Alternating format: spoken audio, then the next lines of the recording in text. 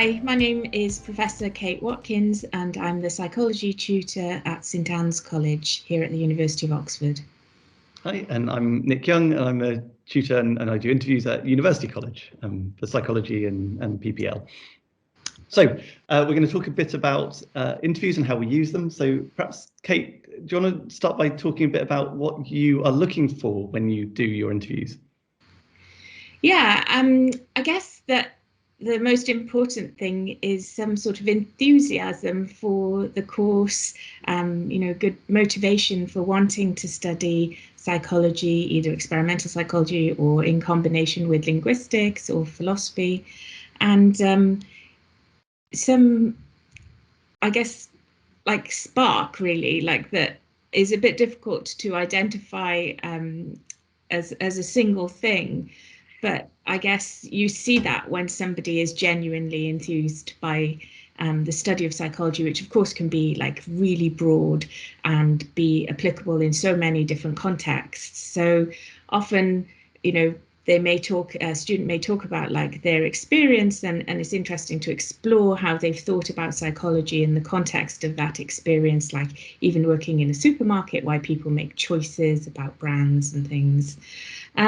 Probably it's good if the student is kind of able to articulate quite clearly what they're thinking and is able to demonstrate in the interview that clarity of thought and how well they respond to information we give them, how good a listener they are, and then how well they adapt when we give them new information and take that on board and revise their thinking. That sort of thing. There's probably a few more things I've forgotten. What about you? Do you have more? Yeah, similar. Yeah, absolutely. I mean, that sort of enthusiasm and that interest in just thinking like a psychologist about whatever topic it is. Yeah, absolutely. Yeah. Do you think students come with any sort of preconceptions about what they needed to have studied before they got here, or? Well, I think psychology is an interesting subject, right? Because about half of our applicants come with some psychology that they've been taught in schools and half haven't.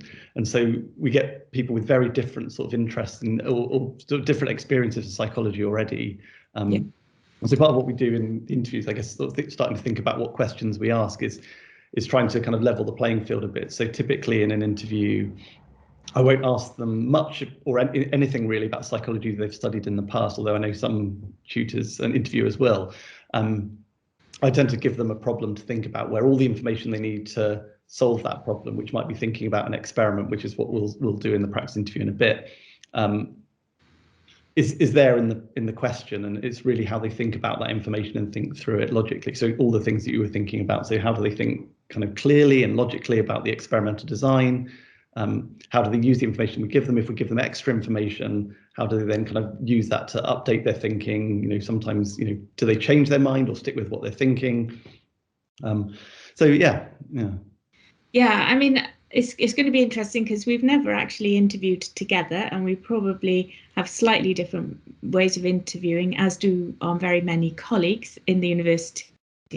So I think it's fair to say that, on some occasions, people will give you something to read in advance of the interview and then ask you questions about it. Sometimes during the interview, they'll show you some data, maybe on a graph, and they'll ask you to describe it, that sort of thing. And all of those things can be really useful. And even over Teams in this kind of format, we're still able to do that kind of interview questions, but we're probably not going to demonstrate that today, I think. Yeah, and I think that sort of relates to a theme of how I do interviews and what questions we ask, is that typically we'll be talking about some psychology experiments, because that's what we do in our degree here. And I think often sort of describe interviews as being a bit like a mini tutorial. And so just as what you do in a tutorial varies a lot, so the tutorial that's really important to our teaching system of the tutors talking with small groups of students, we might be discussing a specific experiment, or we might be thinking about a general problem.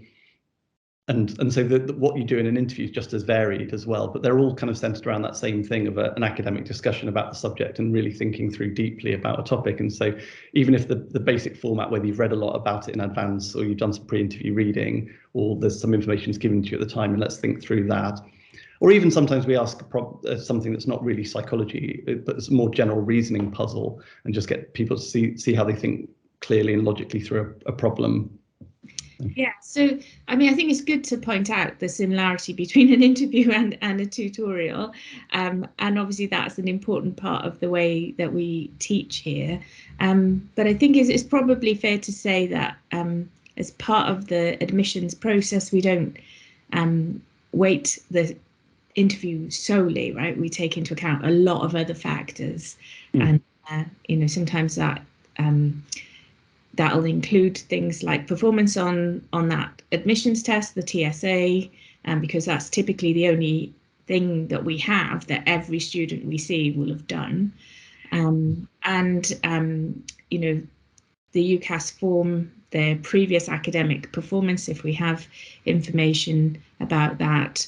And so, yeah, it's all, the interview helps to kind of flesh out that picture that we've got from the data we already have, but it's not everything. And it's certainly my impression that sometimes the student gets the feeling that the interview hasn't gone that well, but that's probably what is a typical experience of all of our students. And if it does feel like that, it probably doesn't, you shouldn't worry too much.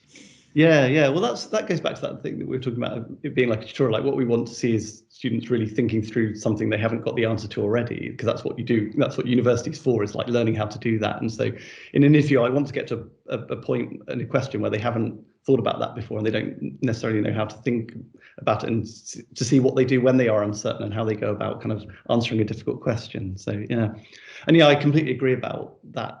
That the interview is just one. It's useful because it's something we get from everybody that we're considering, and similarly for the pre-interview test, whereas people are coming from all over the world, and they have very different school backgrounds and school grades, some of which I have to look up to interpret, and so that having that common ground is really useful. But it is only one piece. I always talk about it with psychology students, saying, if you'd be sort of crazy if you've got this measure that's half an hour of a discussion, and weighing that much more heavily than the result of 13 years of study at school. And I think that's a good way to sort of how I think about how we use interviews, as a useful piece of information, but obviously not the most important or the most reliable if you think as a psychologist about it. Exactly. I was just going to say, as psychologists, we know how unreliable interviews can be. So, yeah. Okay, so I think we'll move on to the interviews.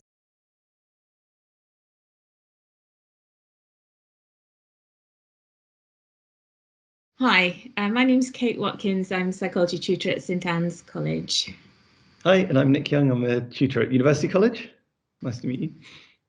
And do you want us to call you Bethan or Beth? I'm quite happy with Beth. Okay, so obviously we're doing this interview in Teams. If there are any connection problems or anything, or if you can't hear us or we can't hear you, then we'll just, feel free to repeat yourself or ask us to repeat ourselves. So, okay, great. So I just wanted to ask you something about your personal statement. So I was having a look at that before this interview, and I noticed that you'd done an EPQ on parental bonds and early infancy. Can you tell us a little bit about the EPQ and why you did it? Yeah, I was really interested in developmental psychology, and I had some younger siblings, and I noticed that they were a lot closer to my mum than they were to their father figure, and I wondered why that was. So I decided to look at lots of different factors: psychological, biological and sociological. So I looked at things like parental leave from work, breastfeeding,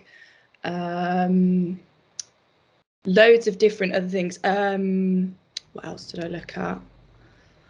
Bonding, the changes in the brain when the baby is born. I think the mother's amygdala heightens in activity, which makes them more alert to babies crying in the night, whereas that doesn't happen for fathers.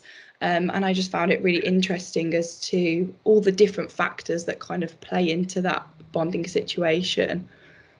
Oh, so was there a kind of conclusion to the study? Like what did you find out that perhaps you didn't know before? I think I didn't realise how many biological changes there were and how prominent they are, and maybe that is the explanation. And I thought that was quite the dominant explanation, but also the fact that there is a lot of environmental factors involved, and the world is kind of set up for mothers to parent their children. So in a way, there's kind of that interaction. But for me, I did think the biological findings were like quite overwhelming. Okay, interesting. Great.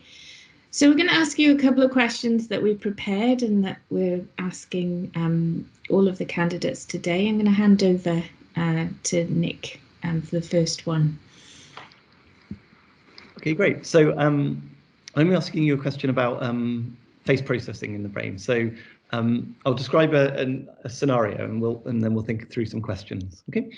So the scenario is that the ability to recognize and identify faces is a very important skill that we mostly take for granted in our everyday lives, but a small number of people find it very difficult to recognize faces, even those of people that they know very well. And the occurrence of this thing, sometimes called face blindness, might be taken to indicate that there's a specific brain system that's responsible for recognizing and identifying faces, and this system presumably doesn't function properly for people suffering from face blindness. So imagine there's a professor called Professor Smith who's interested in testing this idea that there's a specific face recognition system in the brain. And so she conducts an experiment in which she measures brain activity as people look at pictures of faces, and she finds that indeed there's a region of the brain that is particularly activated when people view faces, and she concludes that she's discovered the brain's face area. Okay, so that's the kind of experimental scenario I'd like to think about now. So let me know if you have any questions about that before we get started. But otherwise, the first question I'd like us to think about is whether there are any details of Professor Smith's experiment that you would want to know before you could trust the results that I just described. Would you want to maybe look at a control group to see if the participants, you need a comparative basically to see if what the difference in activity in the brain from the people with the problems with facial processing and normal people, to see if the activity levels are different. Mm-hmm. So imagine for this experiment, it's not done in those face blind people. We might come back to the people with face blindness in a bit. So this would be neurologically kind of typically developing who can recognize faces, and when they're looking at faces we see this brain area active. Yeah, so that's an important clarification. Yeah, so we might come back later to the face blind participant patients, but yeah. So if you imagine what we've done is Professor Smith has put these people in a brain scanner, shown them pictures of faces. We find this area that's particularly activated. Yep. So how about that? If we think about that experiment, what would you need to know before you could trust those results? You would need to know whether they've controlled things like what the participants have experienced, the duration they've been shown the face, how many faces they've been shown, the time period between the pictures being shown. It needs to be consistent for all participants so that then you can trust the validity of those results. Mm-hmm. Okay, great. So tell me about that. So you mentioned that it's important to know how many faces are shown. What's your thinking there? Because if you show maybe a lot of faces, it could overwhelm someone, and then they might begin to not recognize them. If you showed, say, maybe a series of blonde people, you'd be a bit more confused and not be able to recognize faces as clearly, whereas you don't want to show too many to overwhelm, and you also want to show a variety so that the facial processing can occur. Okay, so you mean sort of recognize in the sense of distinguish between the different faces as well. So if they're all too similar, you start to just see they all sort of start to blend into one almost. Right. Yeah. Okay. So, I mean, I guess how might that impact if you think about the results as described, where what Professor Smith is seeing is there is a particular area of the brain that's active, or there's an area of the brain that's particularly active when people look at faces, in terms of that idea of people being overwhelmed or seeing too many faces? Then maybe if they were overwhelmed, it would cause weaker facial processing. So there might be lower activity in the brain, the area of the brain that recognizes faces, than if you'd shown. So if you show someone 10 photos, their activity might be lower, whereas if you show someone 5, theirs might be higher. Mm-hmm. Okay, great. So in terms of thinking about the experiment, is there anything you want to know about the activity itself or the area of the brain that's activated? You would want to know its location, maybe whether it's linked to any other areas. So if there's kind of like a connection between the two, because then maybe if one isn't functioning, the other one wouldn't function, and you have to pinpoint in certain people whether that's different. Yeah. So let's say we found this area that's kind of consistent across individuals, but where would, I guess, when you're saying its location, what would be a marker that you could trust the results versus not? What did you say? Sorry, the mark. Or what were you thinking about when you said that you want to know the location? So how would that help you know you could trust the results? So they're locations that you think, yeah, that makes sense, versus locations that don't. So you would think about which lobe in the brain, maybe the potential areas, and then if there's prior research that suggests that area of the brain was linked to facial processing, you could say, okay, well that makes sense. Whereas if it was in, I don't know, the area of the brain that processes language, it would be a little bit more strange. Mm-hmm. Yeah, well, the amygdala, for example, would be interesting that you mentioned earlier. Yeah. Great. Okay, so let's think. So that's some important details that you might want to know before you trusted the results. But let's say that you were sort of reassured on all those points, that it was a carefully done experiment and that it was in a region that sort of made sense. Can you think of ways to improve the design of that experiment? So you would maybe do a few trials to exclude some anomalies. You would like control variables such as maybe like not let the participants have any caffeine because that can stimulate them, or think about what medications they're on. You would maybe do different faces, so you would maybe have like a array of the same race or a mix of genders, and maybe do different trials on each ones. Trying to think more. Do you think there are other kinds of stimuli you might want to use as well? What did you say? Sorry, I missed it. Yeah, no worries. Yeah. Do you think there are other kinds of stimuli you might want to include as well? So you talked about different kinds of faces. You could maybe look at, this is a bit of a random one, I just thought of animals and maybe see if people can recognise different animal faces, and then see, is the deficit in their brain function specifically linked to humans, or is it other things, maybe different flowers, and just to isolate the fact that that is faces and not like something else. We'll come back to those face blind patients again in a bit, but let's think. So what we're doing at the moment is this kind of experiment with, let's say, kind of, I don't know what the right word is, but kind of healthy people who can recognise faces. So you thought about animals and flowers, and I think that's really interesting. So what's your thought about why those might be good control stimuli? I suppose animals, because they're similar to humans, but they don't have as many differences, maybe. I don't know. And maybe you do like different breeds of dog, or I'm not sure. But they're kind of live stimuli, whereas if you show someone photos of the sky, that's not as comparative to humans as animals are. Mm-hmm. Flowers is a rogue one in comparison. But for animals, so why might flowers? Because I think flowers might be really good. So can you think why I might be thinking that? That's a sensible question. Maybe because there's a wide variety of flowers. Like there's a wide variety of humans. Whereas again, going back to the sky is either blue, dark, cloudy. It's not as a broad spectrum. Whereas with flowers, you can have a million different types of roses. And then that again reflects the variety you get in the human race. Mm-hmm. Good. Okay.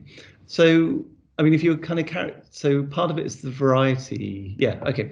And so you could have a variety of different stimuli, and so you can show it's not just that you're showing the same thing again and again. Like you said, if it's the sky, maybe people just get bored, and brain activity, as you were saying earlier, with faces kind of goes down as people get bored. And yeah, great. Okay. So, can you sort of outline then? So, what might the experiment look like? So, we're showing pictures of faces. and let's say animals and flowers. Yeah. So you would, if you're measuring brain activity, you'd need someone in a brain scanner, so maybe a PET scan and probably fMRI for brain activity and structure.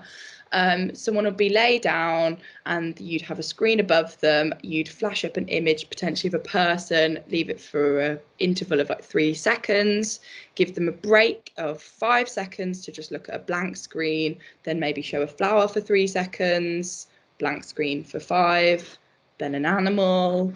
And to measure, you'd look at the brain activity, and then I'm trying to think if the participant would need to do anything else. I don't know, maybe show them again, like on 3 times or maybe so, and then measure the level of brain activity for each individual picture to see if it goes up each time they recognise the face. But you'd have to do a random order, so you'd show it in an order of the first trial, randomise the order of the pictures for the next trial, and then see if and then you'd have to like do some very complex analysis and match all the trials with the pictures and things like that.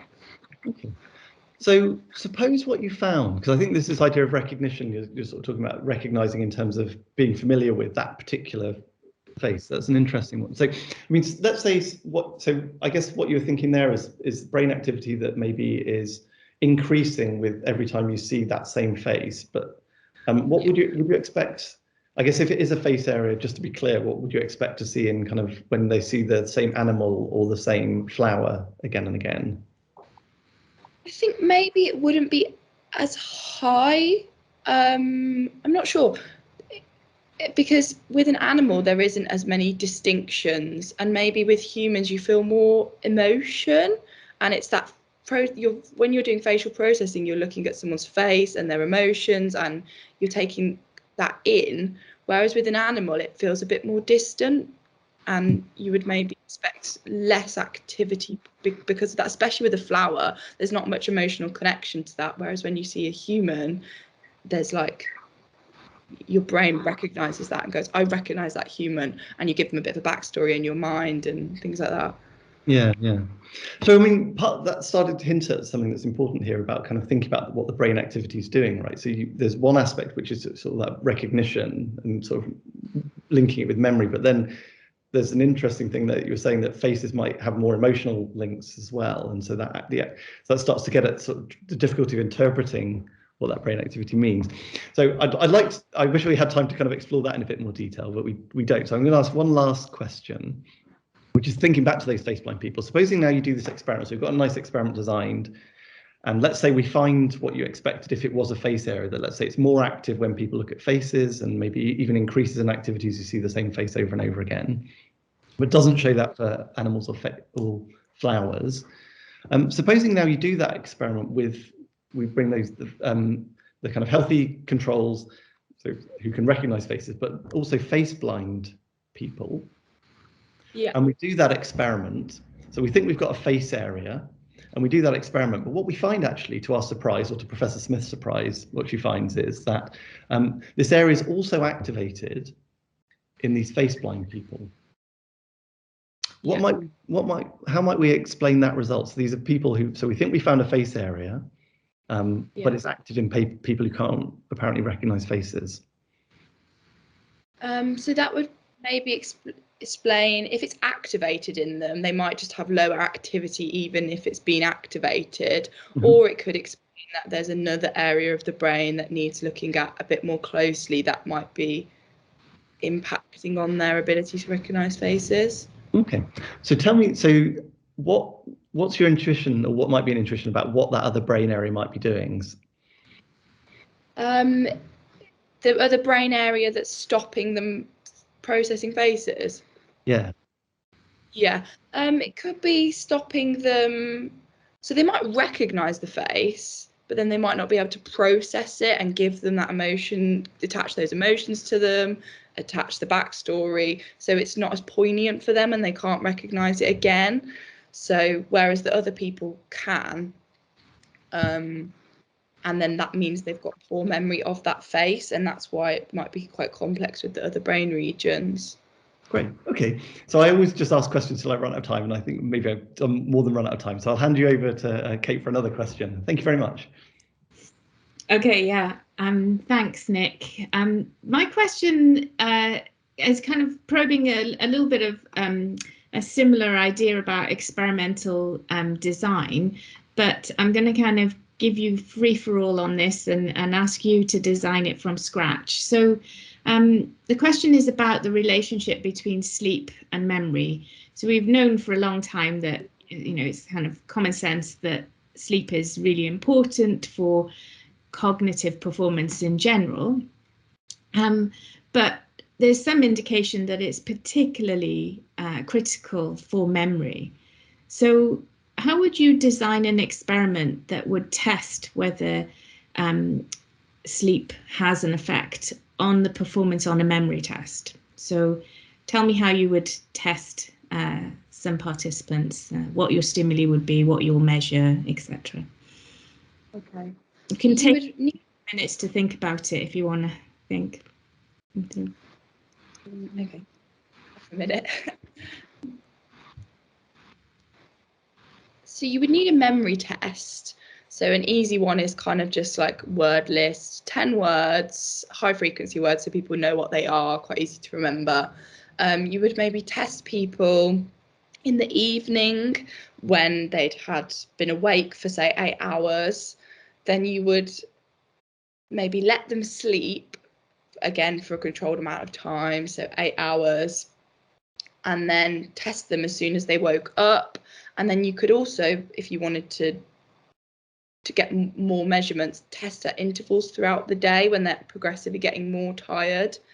And then you would need to control variables such as like their caffeine intake and things like that. Or you could do it where you had like a matched pairs design of a control group who had slept and a group that hadn't slept, and test their differences in remembering the word list. You would have give them 30 seconds to say, like, write down all the words they could remember from the list. Okay. So tell me what the test is every time you're testing them. You've given them 10 words and told them that they're going to have to remember those words, yeah? And then when you test them, what's the question? So you would say, can you write down as many words that you can remember in 30 seconds, maybe? And they just write down all the words they could. Okay, so being able to recall the words from the original list. Okay. So in this group where you've tested them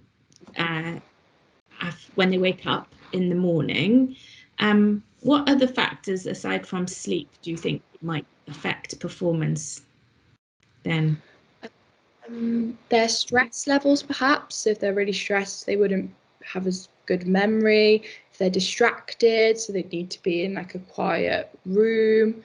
If they've had interference throughout the day as well, so I think stress kind of comes into that. The caffeine intake, whether they were on any medication that does the opposite effect of caffeine. Okay, let's assume they're all, you know, really happy students at the University of Oxford and they don't have any stress. So what are you comparing this recall that they did at 8 o'clock in the morning to? How will you know whether that's a good or a bad performance? So you would have to compare it to either their recall when they were really tired before they went to bed, or you'd have to compare it to another group that hadn't slept. And then you'd obviously have to have quite a lot of people take a mean so that you knew what was good and maybe potentially high on the normal distribution curve and what was not very good, which would hopefully, if your experiment worked, be the sleep deprived people. Okay, so if we take that example, then the comparison between the two groups, the ones that have had a night's sleep and the ones that haven't, have been kept awake, can you conclude that sleep is the only explanation for the difference in their performance? I don't think so, because it's a correlation, so you can't get cause and effect. There might be like another factor which is hard to isolate, like you can't isolate it potentially. So you would assume that the reason why their memory is poor is because of sleep, but there might be like other things like their stress levels, like they might have a brain deficit, which obviously you would try and eliminate that beforehand. Yeah, yeah. But I mean, how would you feel after a night's deprivation of sleep? Do you think it's just your memory that's affected? No, I think your emotions would be affected. You'd feel very like anxious potentially. I know I'm a bit like grumpy the next day if I hadn't had much sleep. Your concentration in general, so it might not be that their memory suffered, but they might not just be able to concentrate enough to even like write words out. And in some ways, all we are learning from this is, that tiredness perhaps makes it worse. So how might we kind of look at perhaps the other side of the coin, like the beneficial effects of sleep on memory? So you would maybe just if you want to look at it from an everyday perspective, look at things like school results. So you would maybe just question. Let me interrupt you. Sorry, I mean this in an experiment. Like, could you measure something about the sleep, perhaps?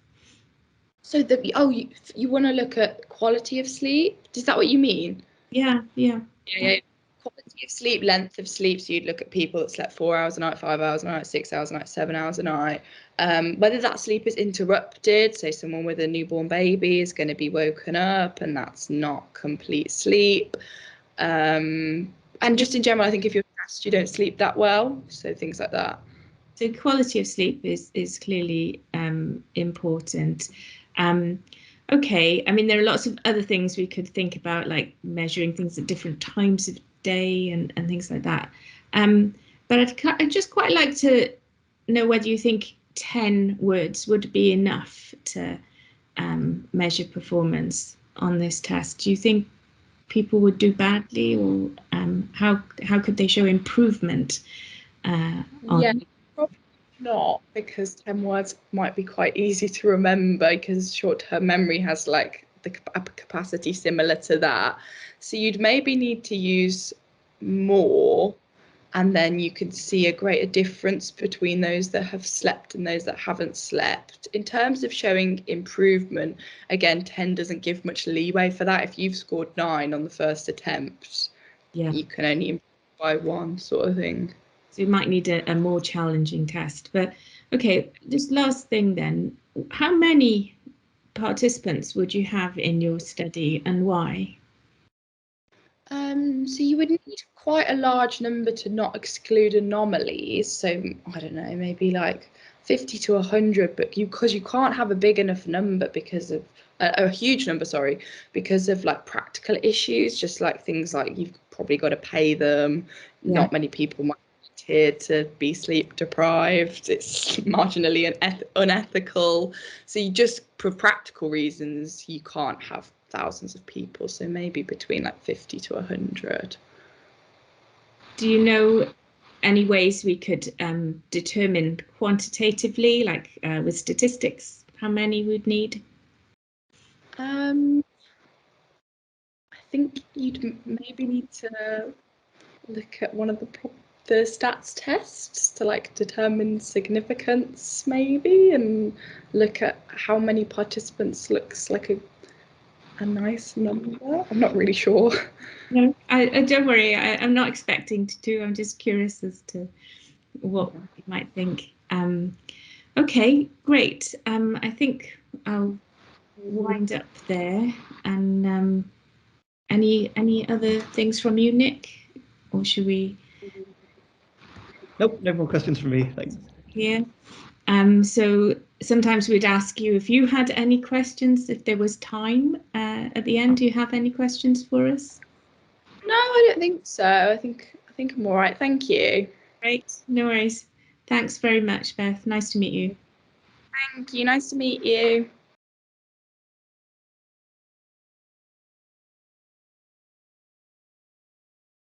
I guess I'd ask the first question, so I'll say a bit about that. So I thought it went well. I enjoyed the interview, and I think there was it was a good representation of how interviews are. So I think there were some of the things where, for example, I'm working through a set of preset questions so that I can evaluate everybody on the same kind of questions. And I think there was a bit where Beth got slightly off on the wrong foot in terms of thinking that the brain imaging experiment was about face blind participants, which, you know, it's easy to miss because I was going through the description quite quickly. You know, it might be different with a bit time for pre-interview reading, and so I had to kind of bring her back a couple of times. So that's kind of fairly common, I think.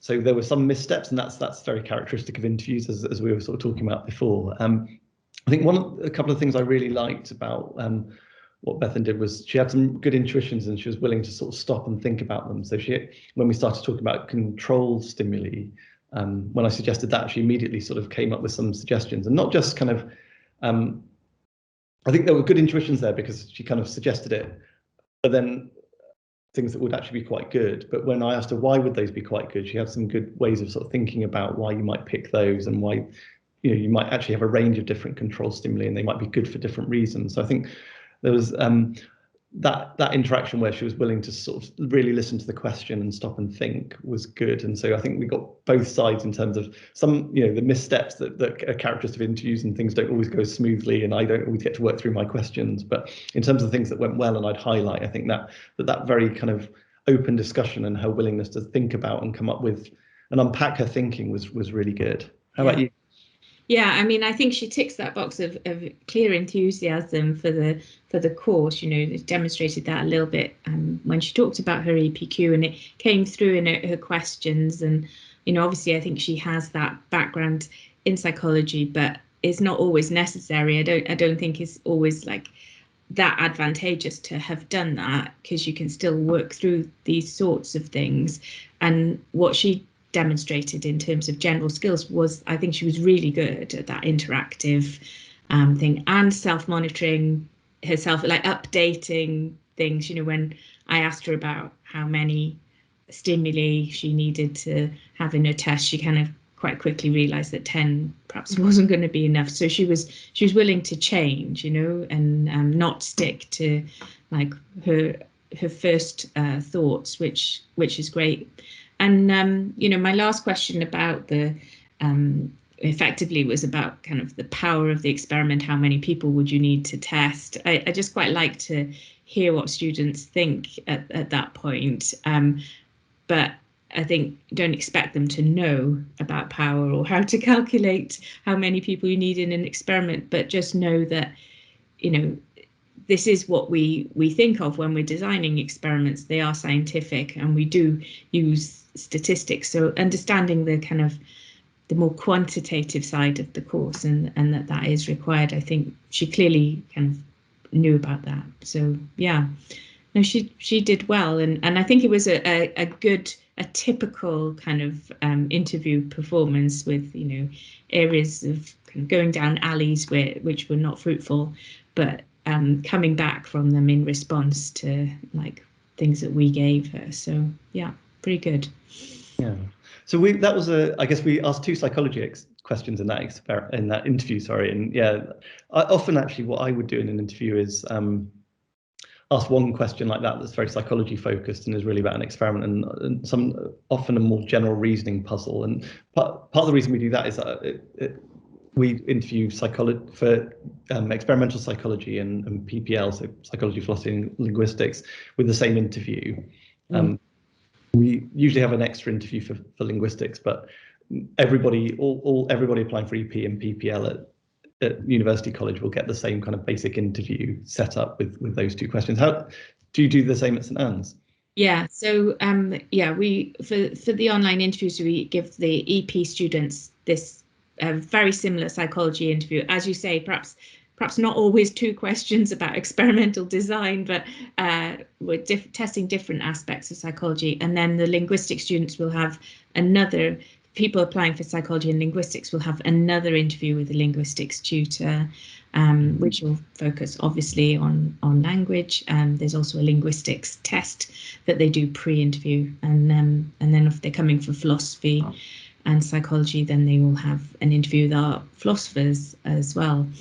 And yeah, there'll be, again, no kind of prior knowledge needed for either of those interviews. It's unusual that you would have studied those at school. So yeah, everything's given to you in the interview to think about and demonstrate how you rationalize that information, or how you think about that new information. So very similar sorts of skills being tested in all of these interviews, but with slightly different kind of focuses or foci, I guess. Yeah. So I think the topics will differ a lot, but across the interviews in a range of subjects. Hopefully what we've done today is a good representation of the sort of interview you can expect, if not in content, but in the general sort of feel and format.